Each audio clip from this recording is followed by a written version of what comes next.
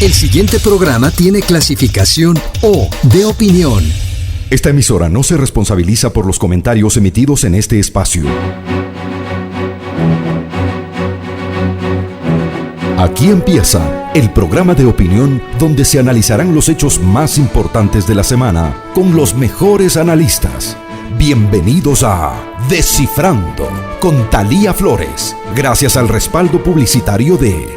Te cuento sobre unos nobles guerreros que desde hace muchos años usan el fuego y el hierro para construir unas antenas más grandes que las montañas y que su magia sirve para conectar a todos los ecuatorianos. Ellos luchan con todas sus fuerzas para llevar señal a muchos rincones del país, para que los niños como tú también tengan internet para estudiar, jugar y llegar más lejos que su imaginación.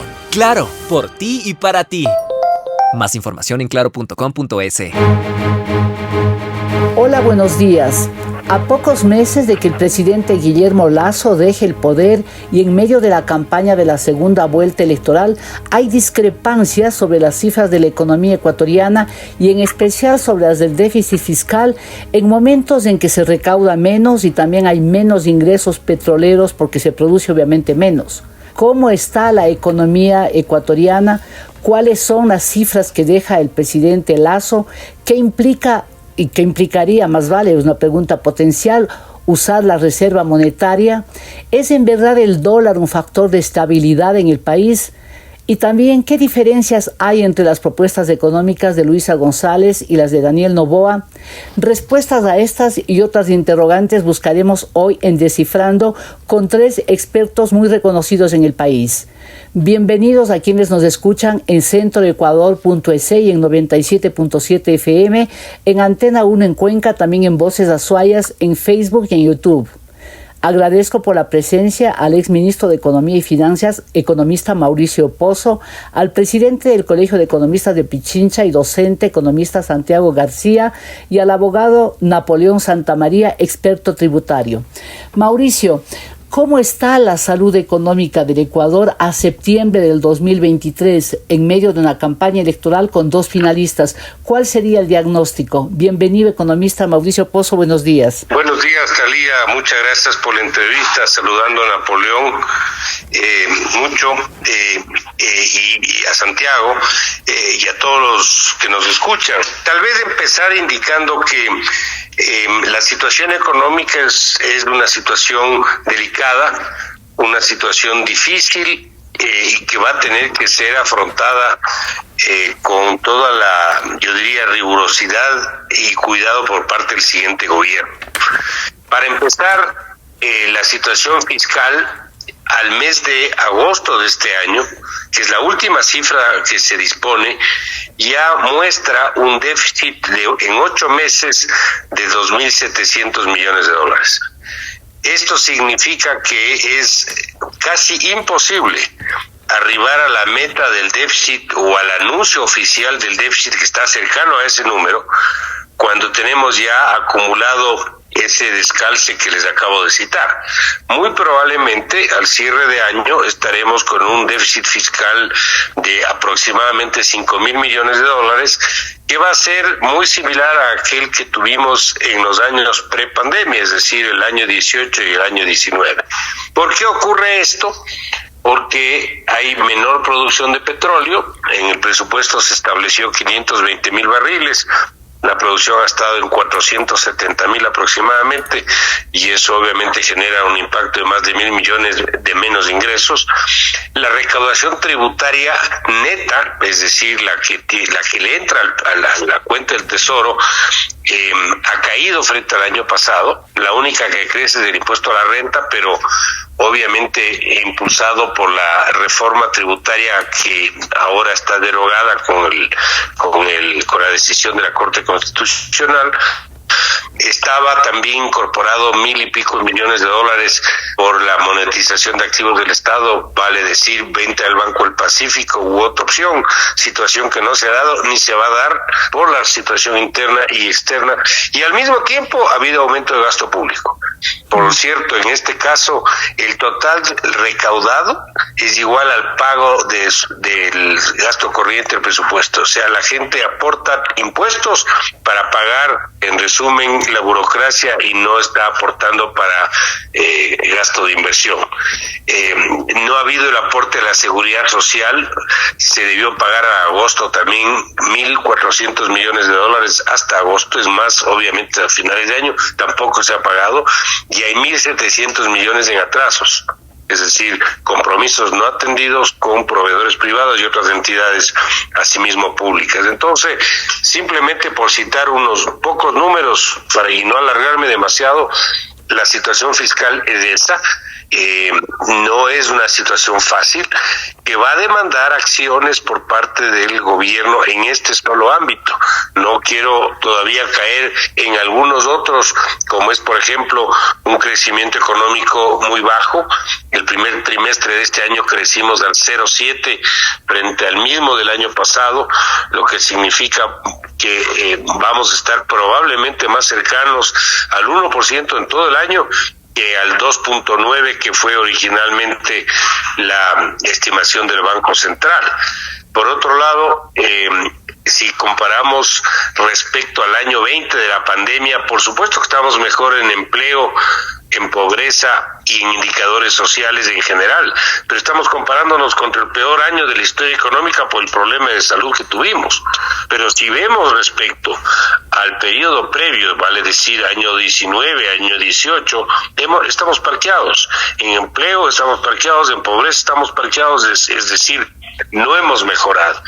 Esto, por citar unos pocos elementos, es la herencia que se va a entregar a la siguiente administración, y claro, la siguiente administración, cualquiera que ésta sea, va a apuntar a quedarse después de mayo del 24, es decir, va a entrar casi a una campaña electoral también, lo que siempre genera sus riesgos de que el programa económico que se aplique no sea tan riguroso y pueda ser hasta algo gastador, precisamente para tratar de acumular apoyo popular. Pero bueno, esa es una especulación. Esperemos que se manejen las cosas como tienen que manejarse. Pero para responder a la pregunta, Thalía, la situación económica es muy delicada y es muy vulnerable. Vale decir que se puede complicar mucho más, como puede ser, por ejemplo, el impacto del fenómeno del Niño, o lo que vaya a ocurrir cuando empieza a sentirse la falta de producción de petróleo, que ahora no se lo va a poder hacer por razones prácticas. Gracias, economista. Adelante, sí, en el tema del ITT. Gracias, economista Mauricio Pozo. Decía unas pocas cifras, por favor, si esas están como están, a ratos uno diría mejor no enterarme lo demás, porque sí, realmente se nota complicado y no se necesita. Y aquí sí, nada de experiencia ni expertise para saber que son dramáticas las cifras de por sí. Santiago, buenos días. También me gustaría recalcar, cuando ya parece que es suficiente, se habría dicho, ¿cómo mira usted la economía ecuatoriana? Se podría decir que el momento del país es el más complicado, cuando el economista Mauricio Pozo ya ha dicho, sí, pues que solamente la época de la pandemia, ¿no? Que con un fenómeno mundial, una catástrofe como fue esa. Pero ¿cuál es su lectura de lo que estamos viviendo los ecuatorianos en materia económica? Bienvenido, economista Santiago García, buenos días. Primero, un saludo y agradecimiento a Thalía por la invitación. Un atento saludo a Mauricio, Napoleón y a todos quienes nos escuchan, nos ven. Bueno, yo coincido con Mauricio en gran parte de lo que ha comentado. Es una situación crítica, muy compleja. No sé si sea la más compleja de los últimos 10 años, 12 años. No importa ese criterio. Lo que importa es decirle a la ciudadanía que son momentos difíciles, que hay situación económica, que lo que yo añadiría es, tenemos un sector financiero que este momento está captando menos ahorro, que en estos momentos las empresas, los emprendedores están recibiendo menos crédito, ha habido una ralentización de los indicadores financieros. También añadiría un tema del contexto internacional muy complejo, sigue esta guerra terrible entre Ucrania y Rusia y cada vez contamina más a la economía global. Se nos ha caído las exportaciones del sector atunero. Posiblemente todas las metas de exportación no se cumplan para el 2023 porque, como digo, es complicado el mundo afuera. También vemos que por ineficiencia de este gobierno en estos momentos donde se está de alguna manera incrementando los precios internacionales del petróleo, hoy tenemos menos producción nacional de petróleo. Y claro, a más de la decisión que tomó el pueblo ecuatoriano de dejar bajo tierra el Yasuní. Entonces, el sector petrolero tampoco muestra una tendencia a una recuperación, a aprovechar oportunidades que se puedan dar. Entonces, Thalía, esa es la circunstancia difícil y que se trasluce, quizás eso pondría sobre la mesa, se traslucen menos oportunidades para el ciudadano promedio del Ecuador. Ha subido el nivel de trabajo inadecuado, tanto los indicadores de trabajo parcial, precario, se ha incrementado. El ecuatoriano lo que encuentra, no se dirige al desempleo, lo que se dirige es a ganar de cualquier forma un ingreso para sostener a su familia. Entonces ahí ya tenemos el panorama muy complejo, muy duro, pero que nos convoca precisamente, y me imagino luego podremos plantear alternativas, nos convoca a todos. Yo creo que eso, todo lo que acabo de decir y lo que Mauricio y seguramente Napoleón complementará, nos llama a decir que queremos alternativas por parte de los dos candidatos, alternativas viables. Creo que los 18 meses de próximo gobierno no es mucho tiempo para grandes cambios, para grandes movimientos sociales. No hay emergencia económica y más bien hay que coger 4 o 5 puntos de consenso nacional, que sí me gustaría mencionarlo porque hemos preparado con el colegio y con la plataforma donde yo trabajo, que es de Diálogos Nacionales, Pacto Social. Tenemos algunos planteamientos. Entonces, así empiezo mi intervención. Dejan sentada, creo que ahí coincidimos, esta preocupación sobre el devenir económico de Ecuador. Muchas gracias, economista Santiago García. Sí, sobre todo les voy a pedir en verdad que nos digan cuáles son las alternativas, porque esto es más o menos baje de Lanford y ya no hay solución, ¿no? Pues un país es eso justamente, y para eso están ustedes, los expertos, para darnos luces de cómo es que tendrían que actuar, sobre todo el próximo gobierno, ¿no? Porque lo de ahora ya no parece que hay muchas esperanzas. Y sobre eso justamente quiero preguntarle a Napoleón las cifras y los números que han dado ahora mismo. Hay unas que discrepan con las que ha dado el ministro de Economía y Finanzas, Paula Rosemena, quien por cierto también ha discrepado con las cifras que han dado analistas, inclusive con Cordes. ¿Qué está sucediendo? ¿Por qué hay esa discrepancia? ¿Por qué siempre desde el poder se mira desde otra prisma, con otro prisma, ¿no? Entonces me gustaría ese análisis. Bienvenido, economista Napoleón Santamaría, buenos días. Saludos, apreciado Thalía, muy buen día contigo y a través de estos micrófonos con Mauricio, Santiago, un fuerte abrazo a ustedes y a todos los amigos que siempre nos dispensan con su generoso tiempo en estos diálogos y debates. A ver, un poco para poner contexto, sí, desde luego, estando en una mesa sentado con dos grandes economistas como Santiago y como Mauricio, las cifras ahí están claras, mi querida Thalía. A mí que me preocupa lo que tú nos dabas a mencionar. Mira, el recaudo nacional, que es el ingreso más fuerte que tiene el Estado ecuatoriano, es decir, el cobro de impuestos, al 2022, cerró en $15,200 millones netos. Punto.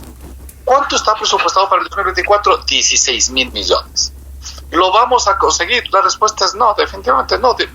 Mauricio ya lo decía, estamos caídos en el 3.78% de recaudación neta final.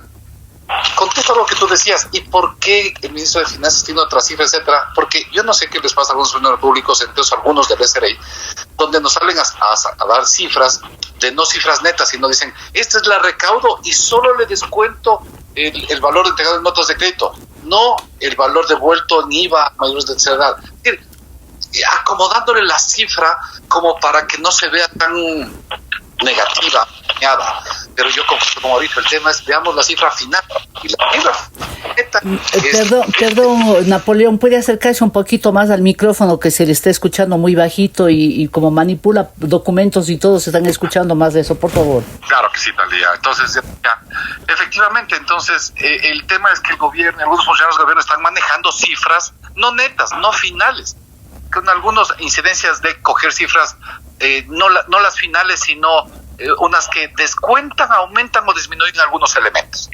Entonces, esto es el primer análisis. ¿Por qué hay esta diferencia entre las cifras gubernamentales y de los analistas? El gobierno está utilizando unas cifras no finales, no las cifras netas que son las que deberán utilizarse. Segundo, ¿qué me preocupa a mí mucho? Y yo les dejo para seguir en el debate a mis queridos contertulios lo siguiente. Primero, yo le veo muy preocupante, es más, nos hemos atrevido a calcular el régimen fiscal del 2024. Del año que viene. ¿Por qué? Porque el ISD, por orden de la Corte Constitucional, va a bajar al 2%, Talía. Eso significa $640 millones menos. Desde el 1 de enero de 2024. Durante todo el año se van a recaudar 640 millones menos de ISD. Dos, ya no va a haber la contribución patrimonial. Durante el año 22 y 23 tuvimos este impuesto patrimonial, que fue la reforma del 2021 que le puso el presidente Lasso. Y eso era más o menos un promedio de 400 millones que recaudó el país. Eso ya no hay en el 2024. No va a haber ese recaudo. Entonces, 640 de ICD, 400 de que ya no hay impuesto patrimonial. Y algo que ya decía Santiago Mauricio, el tema de la reforma del impuesto a la renta, que fue el único decreto que la Corte Constitucional le aprobó. Que en resumen es bajar la recaudación del impuesto a la renta de personas naturales. Y el propio CRI y el gobierno ha aceptado que esos son 200 millones más. Entonces, sume usted claramente ahí, y aparte de los problemas ya estructurales que nos ha hablado Mauricio y Santiago, me preocupa por mi país que desde el enero del 2024 al problema que ya nos relataron, nos dibujaron Mauricio y Santiago, vamos a tener cerca de 1.250 millones menos en caja fiscal. 1.250 millones es el 8% de la recaudación nacional. Es decir, algo muy potente. Tema 1. Tema 2. Yo veo ahí algunos analistas, entre esos, por ejemplo, lo escuchaba ayer o antier, a la economista Salgado, Vilma Salgado, y decía, el país puede trabajar en gasto fiscal. ¿Cómo es posible que el país tenga 6.800 millones de gasto fiscal? Bueno, ¿qué es el gasto fiscal? Es el conjunto de exoneraciones, deducciones, tarifa cero, planas, etcétera, que tiene el régimen tributario. Pero el economista lo analiza muy populistamente porque dice, entonces bajemos. Pero yo le digo, pero ahí tenemos el IVA alimentos, el IVA al transporte, el IVA a la salud, que es cero, que el Estado no les cobra, porque tenemos que fomentar eso. No podemos ser así de irresponsables, decir, todo el gasto fiscal es malo y lo quitamos. Que habrá pequeñas medidas para acortar algo de gasto fiscal, sí, creo que sí hay algo, pero no muy potente. Bueno, pero lo dejo planteado para trabajar en gasto fiscal. 1. 2, y ya la CEPAL nos viene insistiendo al país el tema del IVA. La tarifa del IVA en el Ecuador es muy baja, comparado con en toda América Latina el promedio es 15.20 y Ecuador se queda en el 12, Colombia al 18, Perú al 19, Brasil al 20, etcétera, y Ecuador sigue con la tarifa 12. Y entonces podría ser un tema de ir pensando, solo voy a dejar enunciando temas que parecería que podrían estar en debate con el nuevo gobierno en enero.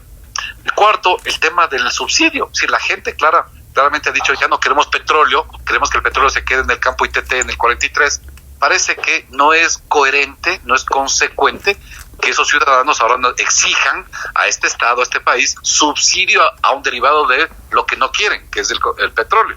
Por lo tanto, creo que ahora sí hay que sentarse en una mesa seria de diálogo abierto, técnica y profesional, con la academia en la mano, o en la mesa de la academia, para tratar de los subsidios, claro, no con los señores que utilizan plumas en las cabezas, sino más bien con la academia. Y finalmente una reflexión final, Talía, para terminar, yo les dejo a mis contertulios, el tema es, si es que es posible o no una reforma fiscal en el Ecuador. Y recién escribimos un artículo para Colombia y vimos que todos los países de la región, excepto Boric en Chile, no pudo pasar su primera reforma tributaria. Pero luego, Petro la pasaron en el Brasil, la pasaron en la Argentina inclusive, etcétera, en Ecuador también pasaron. Pero lo que se está quedando es que la primera reforma tributaria de un nuevo gobierno, es como el espaldarazo que le da la nación. Dice, bueno, usted cogió el sueldo presidencial, tome, confío, es un voto de confianza, tome la reforma tributaria y siga adelante. Y lo que se ha visto es América Latina, que ya no hay ningún gobierno puede hacer una segunda reforma tributaria en su periodo. Es muy difícil. Lo quiso hacer el expresidente en Colombia y no lo pudo hacer. Bueno, Colombia se bañó de sangre. Lo mismo no le pasó algo a Paraguay, etcétera. Entonces, quizás la mayor pregunta es, ¿tendrá el nuevo gobierno, con apenas 1 año 5 meses en solo proceder, la posibilidad de una reforma tributaria para corregir, enmendar todos estos desatinos fiscales y estos desajustes en la macroeconomía, o realmente ni siquiera tendrá el espacio, el tiempo y la capacidad de una reforma tributaria? Gracias, Napoleón, y es una gran pregunta. Yo creo que ustedes saben muy bien cómo funciona la política. Mauricio inclusive ha incursionado en ella. Si es que pretende el nuevo presidente o presidenta buscar la reelección, como es lo más previsible, téngalo por seguro que no va a ser. Pero yo quiero que Mauricio, en menos de un minuto, porque ya tengo que cerrar el primer bloque, nos responda a la decisión del presidente de la República de que no va a acatar la consulta popular. O sea, alguien dice, el señor se vuelve a meter en un pantano político, ¿no? ¿Cómo va a reaccionar? Claro, alguien dice las cifras económicas, pero ya vistas las cifras, Mauricio, ¿cuál es la explicación para esa actitud del presidente? Creo que cae más en el campo legal que en otro, obviamente sin decir con ello que no hay una implicación económica importante. El impacto de no producir es una afectación de 1.200 millones al año a las cuentas públicas, y no es que eso no tiene repercusión. Por supuesto que tiene repercusión. Estamos hablando de más o menos casi una quinta parte de la producción nacional, y sobre todo el impacto hacia futuro y hacia los nuevos proyectos que se abran. ¿Qué inversionista le va a meter plata al país si mañana van a decir esto no prosigue? Son proyectos, inversiones de plazo largo. Entonces, me parece que eso tiene obviamente una afectación económica, pero también tiene una lectura legal que ahí no me quiero meter. Gracias. Sí, creo que es importante, sin embargo, anotar el proceso de desmontaje del bloque 43 es un proceso largo. Eso no va a demorar menos de 2 años. Entre la calificación de la empresa que lo haga, donde se tendrá que ver hasta dónde va el desmontaje, si incluye vialidad, si incluye el tema de todas las plataformas de cemento que contiene el bloque, etcétera, etcétera.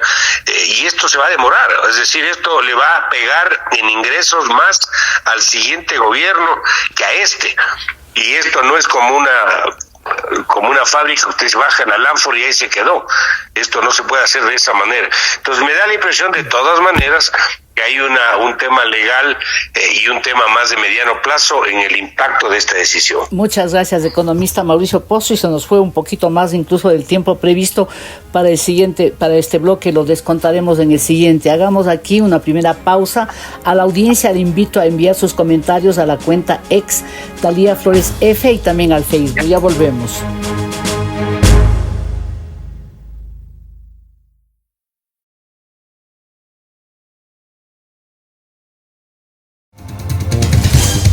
Continuamos en Descifrando con Talía Flores, una revisión de los hechos más importantes de la semana. Estamos de vuelta, están dialogando con nosotros 3 prestigiosos economistas, analistas de temas económicos también, el presidente del Colegio de Economistas de Pichincha y docente, economista Santiago García, el abogado Napoleón Santamaría, experto tributario, y el exministro de Economía y Finanzas, economista Mauricio Pozo.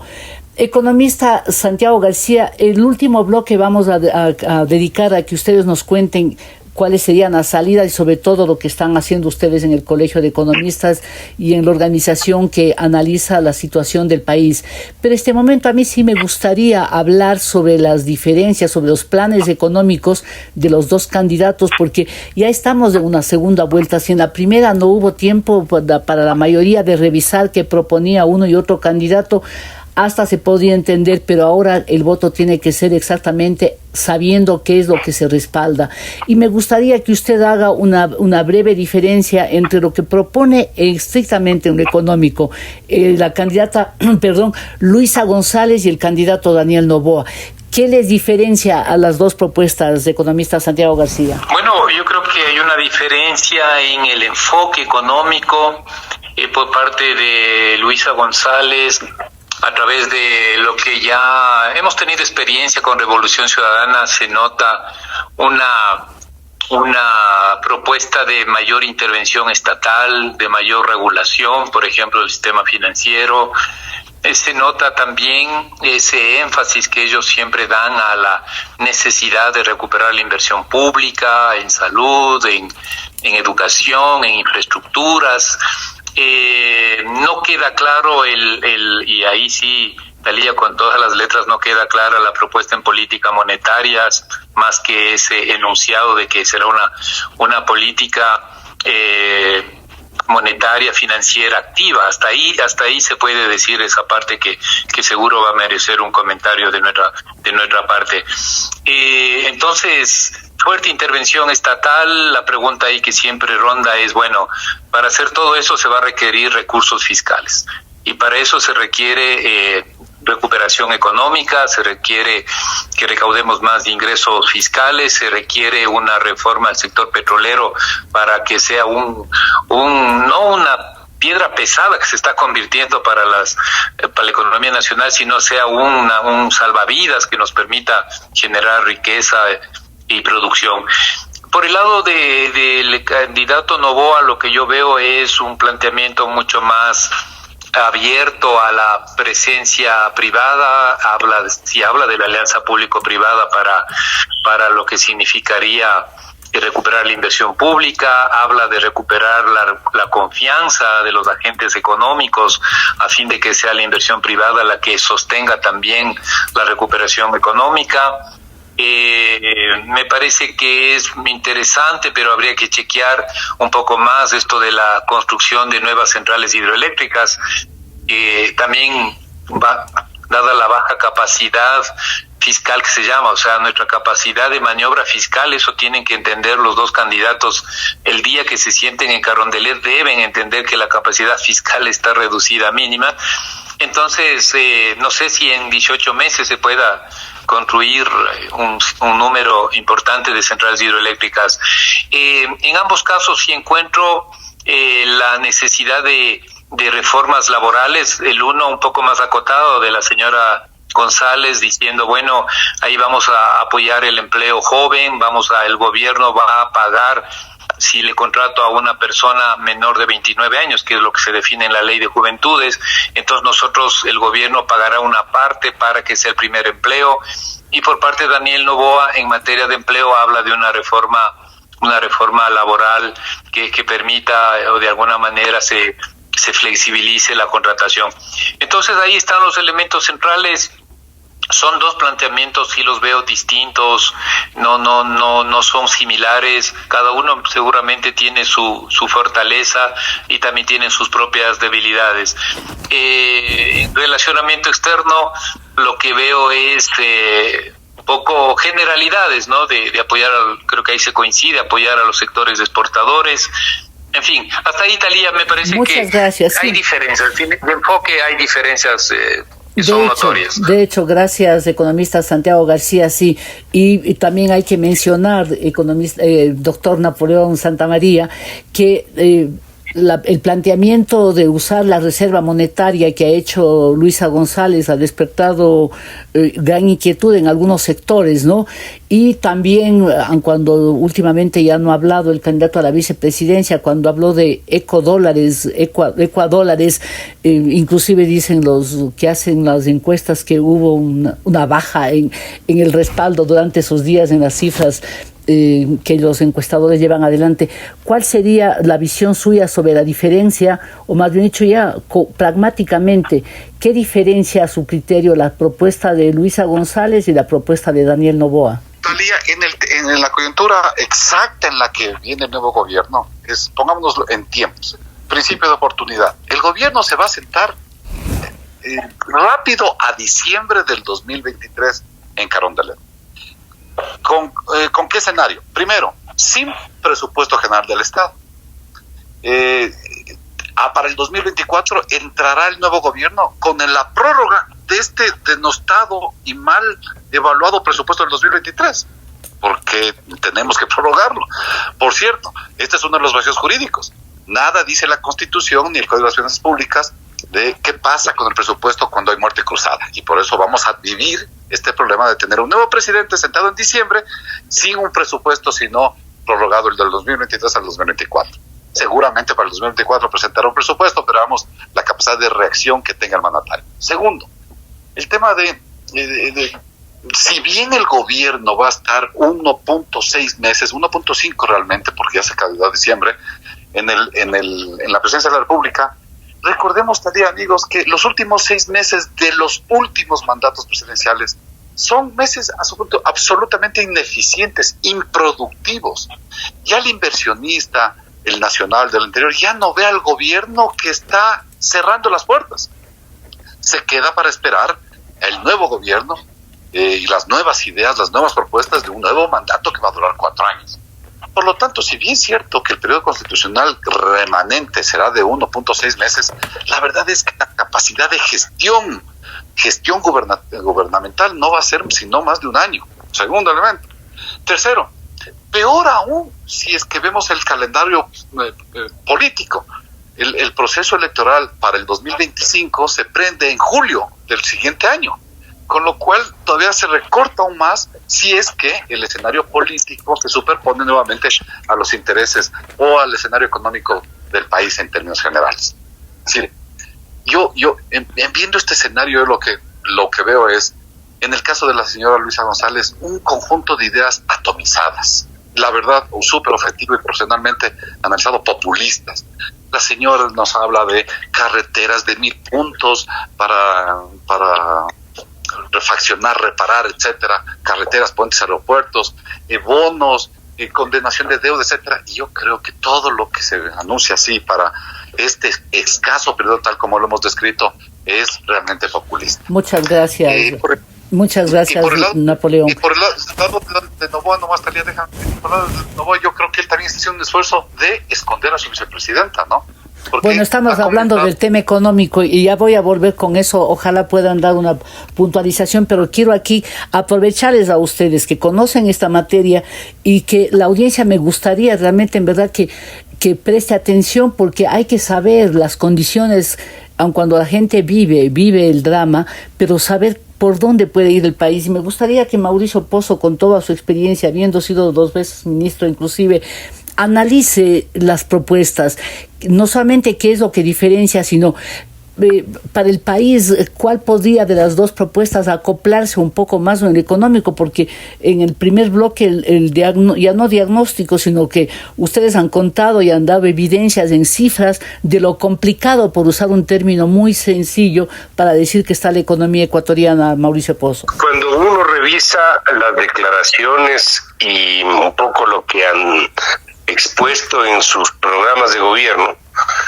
a mí me parece que hay debilidades sin duda en los 2 ámbitos, en las dos candidaturas, pero dadas las circunstancias donde estamos, cuál es el estatus de la economía ecuatoriana, algo lo comentamos al inicio.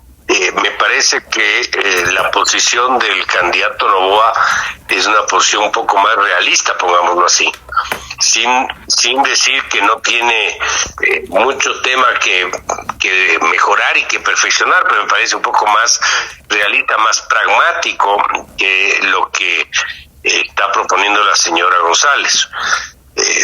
Aquí hay algo que es bien importante destacar. A mí me parece que el programa de Daniel Noboa es un programa que de alguna manera sí va en la línea de fortalecer la dolarización.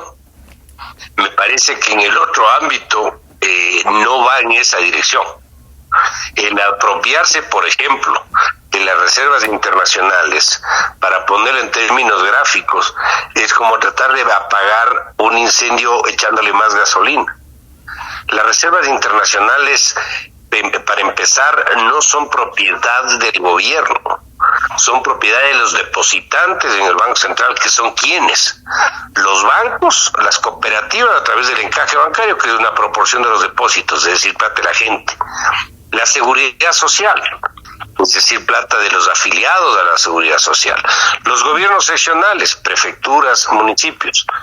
El pretender usar esos recursos para estimular la economía, eso ya se lo hizo, el propio gobierno de Correa lo hizo, $8,000 millones optó por tomarse las reservas. 2.000 de esos 8.000 prestó a la banca pública y esa cartera no se recuperó con altos niveles de morosidad, es decir, se perdió esa plata y la economía no se reactivó al ritmo que pensaban. Y además, esto es como se dice más popularmente, esto es un solo shot, es decir, se le inyecta los 2.000 millones o la cifra que quieran. Eso cubre gastos pendientes y ahí quedó. La economía no puede sustentarse en stocks, tiene que tener recursos sostenibles y permanentes en el tiempo. Entonces, por estas razones, me parece a mí, para responder la pregunta, Talía, en el ámbito de la dolarización, que es algo que le importa mucho a todos, es mucho más cercano a fortalecer la dolarización, la propuesta del candidato Noboa, que de la señora González. Muchas gracias, Mauricio. Me quedo contigo porque con toda la experiencia que tienes habiendo manejado, digamos, el dinero, que una cosa es la propuesta o desde la academia o desde los centros de estudio, pero otra cosa es ya tomar el toro por los cuernos. Este momento la economía ecuatoriana, bueno, las dos propuestas en verdad no plantean la solución, porque no creo que haya una solución así, sino todo pasa por un hecho dramático, y ustedes me han hablado, a lo mejor impuestos de eliminación de los subsidios. ¿Hay posibilidades, Mauricio, de que ya en el gobierno, por ejemplo, pongamos que gane Noboa, que hay algún ajuste? No van a decirlo nunca en la campaña, pero hay posibilidades de, sin hacer un ajuste, salir adelante. ¿Cuál sería el escenario? Bueno, aquí hay temas que no son la mejor alternativa, pero son cosas que pueden pasar. Uno, que entremos en un endeudamiento en condiciones inadecuadas para pasar el bache. Eso puede implicar, por ejemplo, ventas anticipadas de petróleo, volver a negociar con los chinos. Eso puede ser parte. Segundo, acumular atrasos para ver cómo se arregla después, es decir, patear el problema para adelante, lo cual obviamente no es tampoco la mejor solución. El tercero puede ser cerrar totalmente el gasto de inversión para tener los recursos para poder cubrir, por ejemplo, la falta de ingresos permanentes. ¿Eso qué va a implicar? Una actividad económica en contracción con un crecimiento cercano a cero, o podría hasta llegar a ser negativo. O sea, esas cosas sí pueden pasar, pero obviamente, como tú bien mencionas, una cosa es estar de un lado de la silla o del escritorio, y otra es tomando las decisiones con todo lo que esto implica, hasta en el tema político. Y en ese sentido, yo, por ejemplo, no sé cuál pueda ser la relación con la Asamblea Nacional, que cualquiera de los dos candidatos debería pensar en actuar la mayoría de sus decisiones en lo que esté en el ámbito del Ejecutivo. Porque para un periodo tan corto, estar esperanzado en buscar alianzas, consensos para temas un poco más de fondo, yo creo que no es práctico. No porque no se necesite, pero le va a ser mucho más difícil.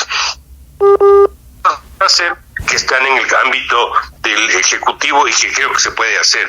El tema, por ejemplo, del precio de los derivados, el asunto de renegociar la deuda con los tenedores de bonos, el tamaño del propio Estado, el manejo tributario, es decir, hay muchos ámbitos de gestión en el lado del Ejecutivo que se puede avanzar a pesar del poco tiempo que va a tener el nuevo gobierno. Muchas gracias, economista Mauricio Pozo.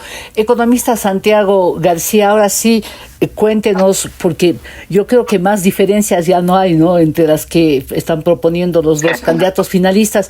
¿Qué avisoran ustedes como soluciones? Porque en verdad el país como que a veces carece eso. El diagnóstico siempre solo son los mejores especialistas, pero yo siempre digo, ¿a qué hora llega el que va a sanar esto? Ustedes no tienen las posibilidades de tomar decisiones, pero sí sugerir.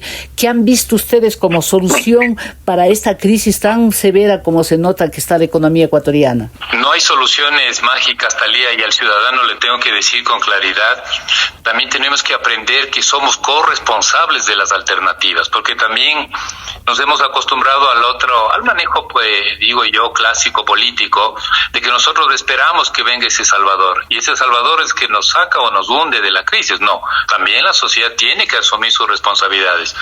Sí, hay que recuperar la inversión. Sin inversión no hay crecimiento económico, y sin crecimiento económico no hay empleo. O sea, podemos hacer una reforma laboral, por cierto, sí, seguro que hay que hacerla, pero se necesita que haya más producción para mayor empleo. Nuestra propuesta apunta, por ejemplo, que se pueda canalizar $1,000 millones a través de bonos verdes y bonos sociales. Sí puede hacer el Ejecutivo eso. Y hay una experiencia con lo que significa nuestras Islas Galápagos, hay una experiencia más pequeñas para proyectos contra el cambio climático para la Amazonía. Entonces, una propuesta firme es eso, y otros $1,000 millones para los gobiernos locales. Pues serían $2,000 millones, que quizás en unos 8 meses no es tan fácil, pero pensamos que es una alternativa. Inyectar ese nivel de inversión podría ser interesante.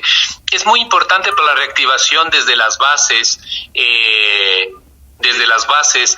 que se recupere el crédito, tanto del sistema financiero privado, para decirlo, y como del sistema financiero público. Sin crédito no hay emprendimiento, Thalía. O sea, es ponerles a correr una maratón a nuestros jóvenes, a los emprendedores, una carrera que no van a poder ganar. Por eso es importante la recuperación del crédito, como digo, de todo el sistema financiero nacional. Capitalizar cierto remanente que pudiese el nuevo gobierno ponerse a trabajar en el sector petrolero y tratar de conseguir mayores ingresos, porque entendemos que va a haber un mejoramiento de precios internacionales, y eso no gastarse en gasto corriente, sino invertir a través de la banca pública, que a su vez recupere, como digo, al emprendedor, a la pequeña empresa de la provincia, del cantón. Tercero, me parece que una alternativa que pudiese implementarse es trabajar en el tema de inclusión financiera. Todo mundo, de izquierda, de derecha, los gobiernos se han olvidado de una sana política en donde cerca de la mitad de ecuatorianos no accede a servicios financieros. Entonces yo voy por esa línea también. No es difícil, bueno, tampoco es fácil, pero se puede actuar sobre la inclusión para que el jefe de familia, el joven, la mujer emprendedora o la pequeña empresa, ahí está el meollo del asunto, puedan trabajar. Y finalmente, sí creo que se debe hacer una reforma laboral, pero acotada, ya lo hemos comentado en otros medios de comunicación. No hay espacio, no hay consenso suficiente para hacer una transformación total del sistema de régimen laboral, pero sí 3-4 cosas que apuntalen a que haya mayor contratación, por ejemplo, para personas jóvenes menores de 29 años, que esa sea la prioridad del año y medio, como bien lo explica Napoleón, que tendrá el nuevo gobierno. Que la reforma nos permita, por ejemplo, entre otras cosas, regularizar el tema de lo que es el trabajo en plataformas, en lo que significa el trabajo plataformas colaborativas. Se ha vuelto un trabajo precario, desorganizado, y hay cientos de miles de ecuatorianos que pudiesen beneficiarse con una buena regulación. Que la ley establezca con claridad los periodos de trabajo en la jornada semanal, que no sea de lunes a viernes, sino en función de las necesidades de los sectores, y una reforma finalmente que ponga en vigencia, pero bien, no a manos del ministerio, sino en la ley, en lo que es un trabajo por obra cierta, el trabajo por temporalidad, pero con todas las garantías. Eso puede haber consenso, Thalía, sí. Gracias. Puede haber, pero no trabajo por horas que prohíbe la Constitución, no las reformas que algunos sectores, creo, empresariales se pierden y no entienden la lógica del país. Pero creo que lo que acabo de mencionar podría ser alternativas viables en el corto plazo. Muchas gracias, economista Santiago García, muy importante. Y veo que parte de las soluciones no necesariamente tiene que intervenir el gobierno, sino la asamblea y también la sociedad civil, ¿no? Las élites ecuatorianas. Hagamos aquí una nueva pausa, recordándole a la audiencia que Descifrando puede ser escuchado en 97.7 FM, en centroecuador.es, en Antena 1, en Voces Azuayas y en YouTube. Ya volvemos.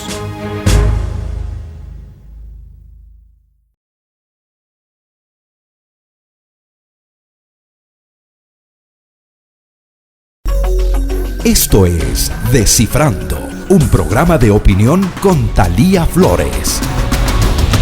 Continuamos, están hoy en Descifrando el abogado Napoleón Santamaría, experto tributario, el economista Mauricio Pozo, exministro de Economía y Finanzas, y el presidente del Colegio de Economistas de Pichincha y docente, economista Santiago García.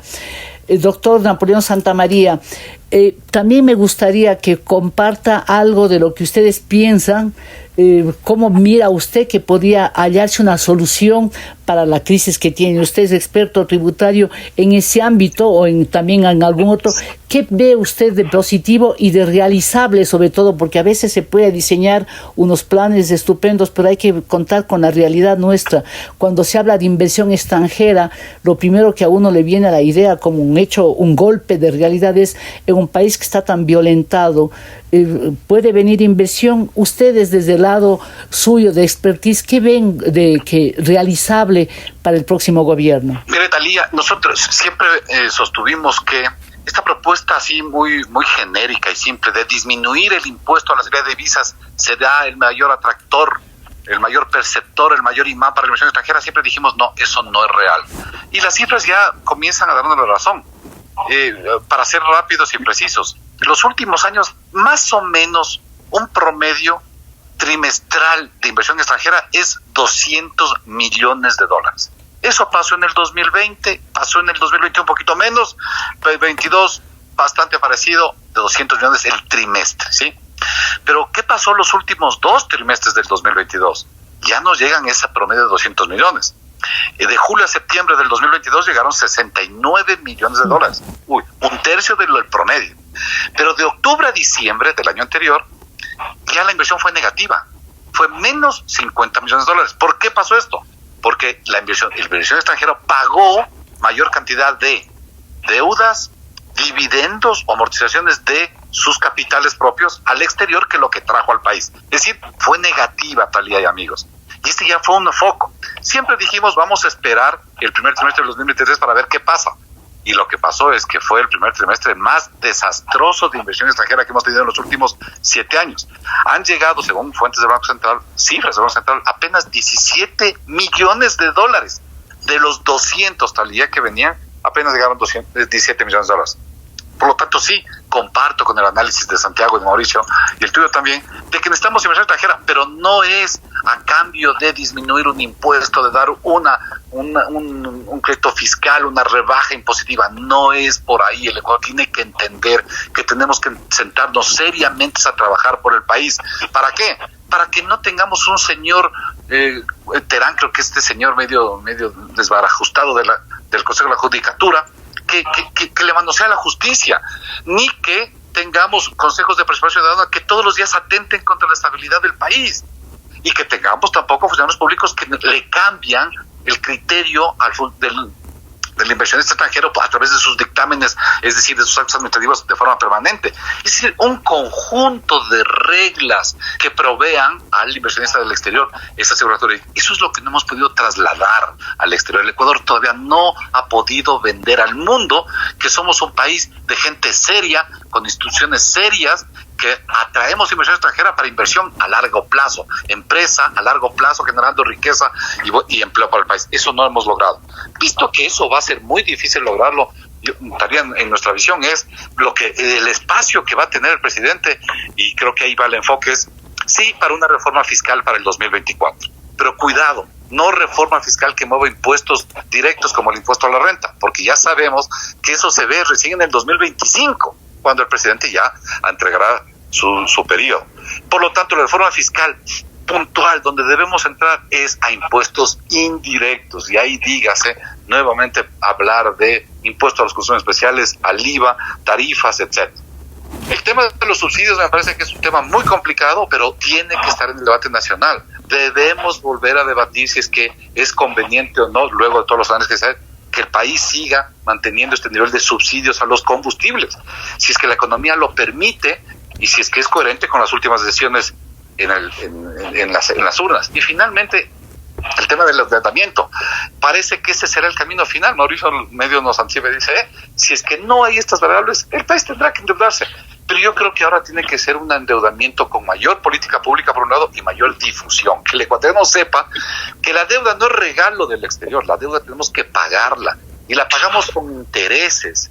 y que eso significa mayor esfuerzo hacia el futuro, con nuevos impuestos, con cargas a nuestros hijos y a nuestras nuevas generaciones para que paguen esa deuda, y que por lo tanto cuando asumimos deuda externa y le cargamos de peso al país, que sepamos que hay una corresponsabilidad de disciplina fiscal para que el país no entre en procesos de descalcificación económica.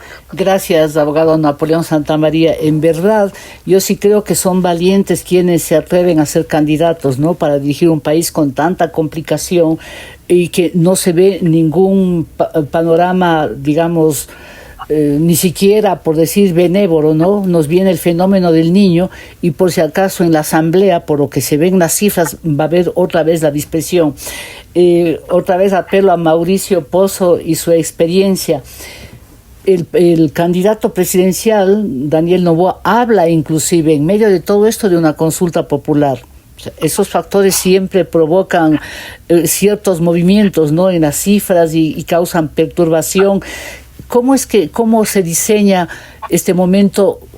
Por ejemplo, pedir un crédito importante, ¿en base a qué? Cuando necesitamos pedir cosas urgentes para afrontar el fenómeno del Niño, y parte del proyecto que envió el presidente Lasso, que está en conocimiento de la Corte Constitucional, es justamente eso, Mauricio. ¿De qué se trata ese proyecto? Y bueno, también el nuevo presidente o presidenta la va a tener difícil por este fenómeno también, el fenómeno del Niño. Bueno, el caso del fenómeno del Niño, no sabemos obviamente cuánto va a representar, pero lo que sí sabemos es que lamentablemente no contamos con un ahorro fiscal que nos permita afrontar esta realidad. Sí habríamos tenido, si se habría mantenido la política que empezamos a aplicar en el año 2003, donde, recordemos, había un ahorro que se generaba por el petróleo y que nos iba a permitir tener una fuente de atención a situaciones imprevistas que puedan presentarse, como es en este caso el tema del fenómeno del Niño, más que imprevistas, ajenas a la gestión del gobierno. Pero no hay. Por lo tanto, aquí lo que va a tocar es probablemente o encontrar financiamiento emergente del exterior, porque aquí no hay moneda nacional para empezar, ni otras instituciones que puedan proveer, o buscar ingresos extraordinarios. No estoy diciendo que estoy de acuerdo, simplemente estoy especulando.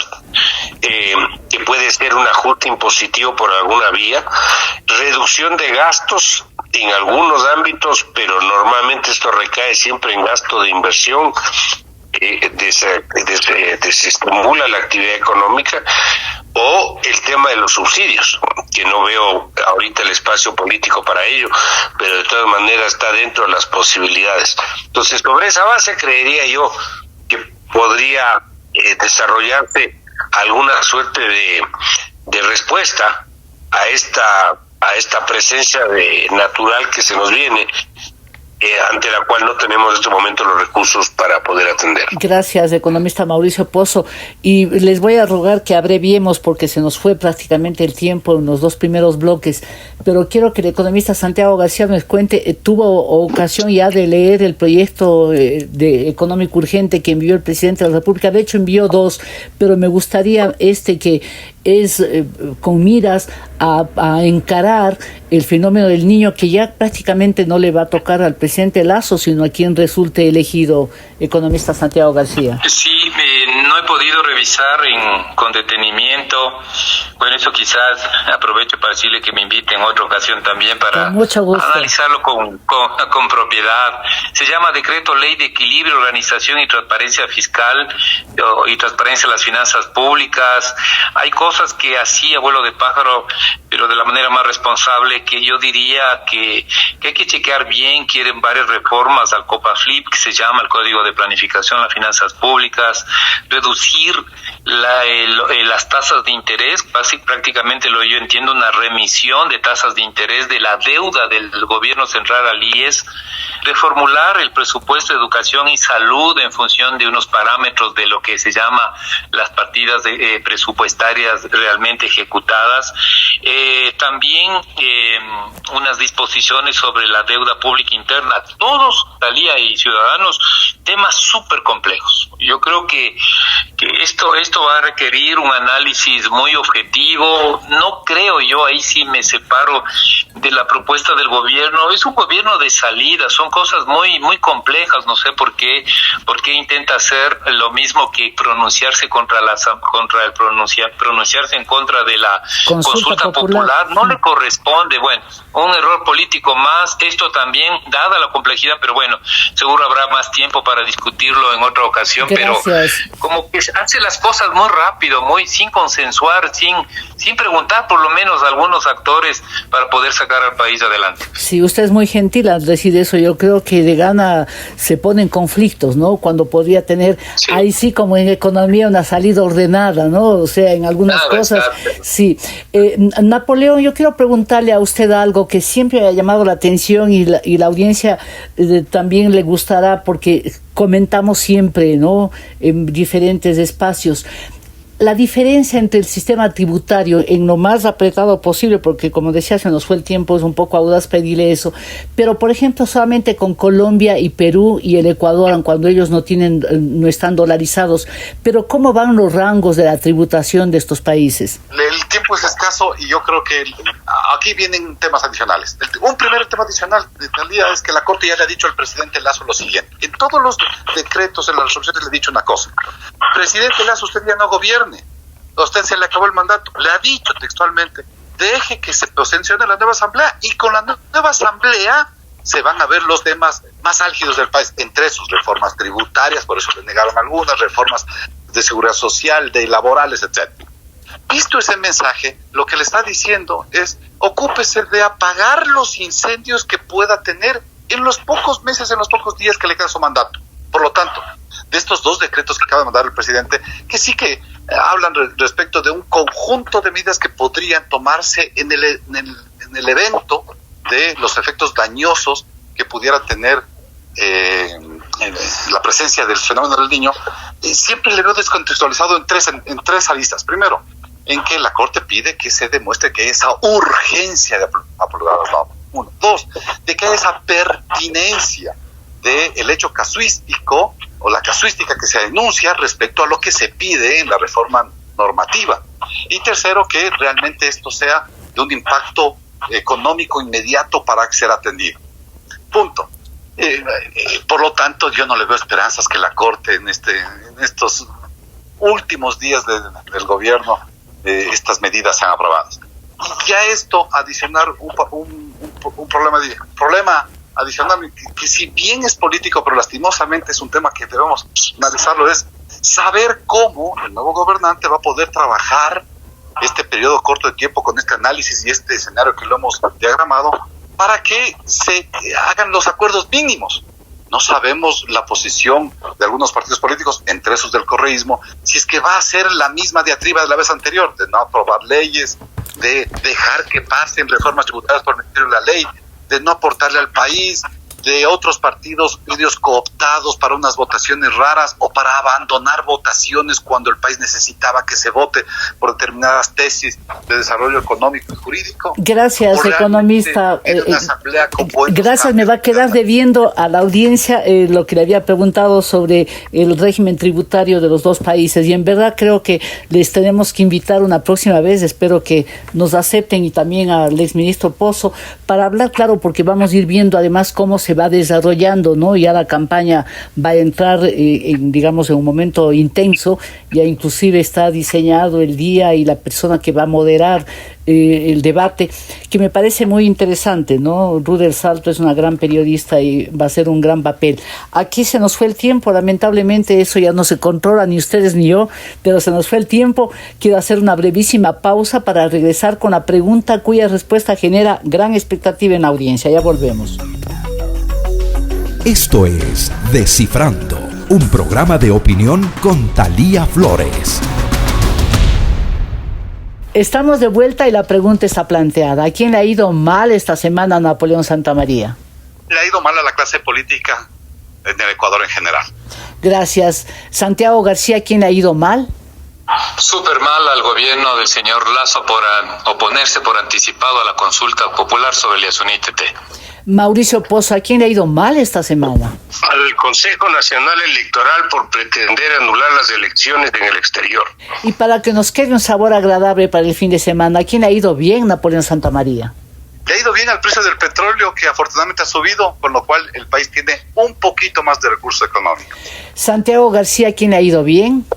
Bueno, le ha ido bien a la esperanza del pueblo ecuatoriano. Seguimos todavía confiando en que podemos cambiar las cosas. Mauricio Pozo, ¿a quién le ha ido bien esta semana? Le ha ido bien al Cuerpo de Bomberos de Quito, que ha logrado sortear los embates y los problemas de los incendios. Gracias a los panelistas que han estado hoy con nosotros y a ustedes, amigas y amigos, por su fidelidad. Envíen sus comentarios a la cuenta @TaliaFloresF y también al Facebook. Les espero la próxima semana. Gracias, chao. Aquí termina Descifrando con Talía Flores. Les esperamos el próximo sábado desde las 8 de la mañana y los domingos su reprise desde las 7 de la mañana. Gracias al auspicio de...